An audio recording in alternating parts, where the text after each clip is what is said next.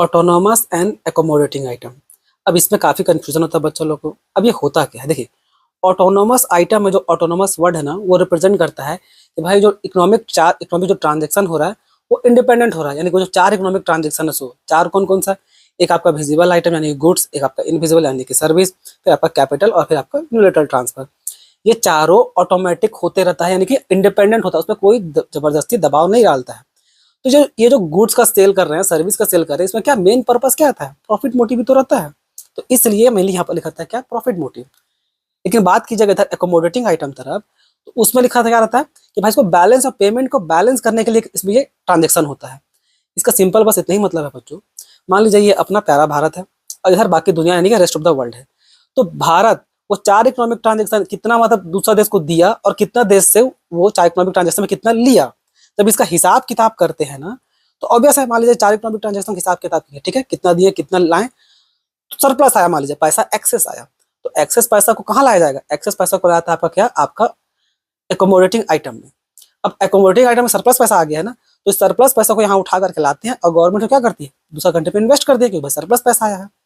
और अगर इसका उल्टा हुआ, हिसाब किताब किए ये डेफिसिट में आ गया, तो इस डेफिसिट का भरपाई तो करना पड़ेगा ना, जो कमी आ रहा है।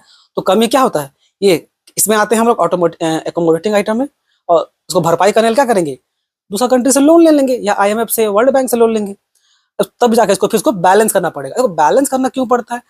क्योंकि अगर आप देखिए पढ़े होंगे, क्वेश्चन है कि बैलेंस ऑफ पेमेंट को हमेशा बैलेंस करना पड़ता है। क्यों? क्योंकि वो एक अकाउंटिंग सॉफ्टवेयर को फॉलो करता है जहां पर डेबिट और क्रेडिट को हम लोग को मैच करना रहता है।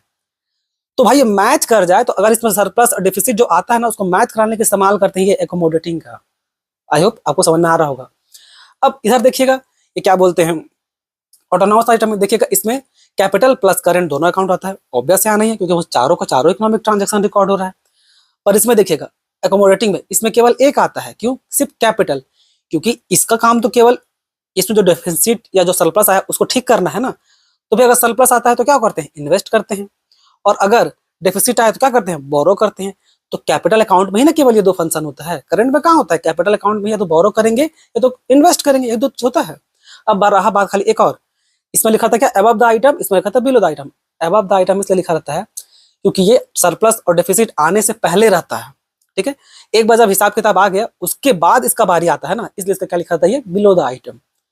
तो आई होप आपका कोई भी डाउट जितना भी रहा होगा क्लियर होगा, और एकदम अच्छा डिटेल में समझने के लिए आपको इसी चैनल में फुल वीडियो मिलेगा, ठीक है। इसमें तो इतना ही बच्चों, धन्यवाद।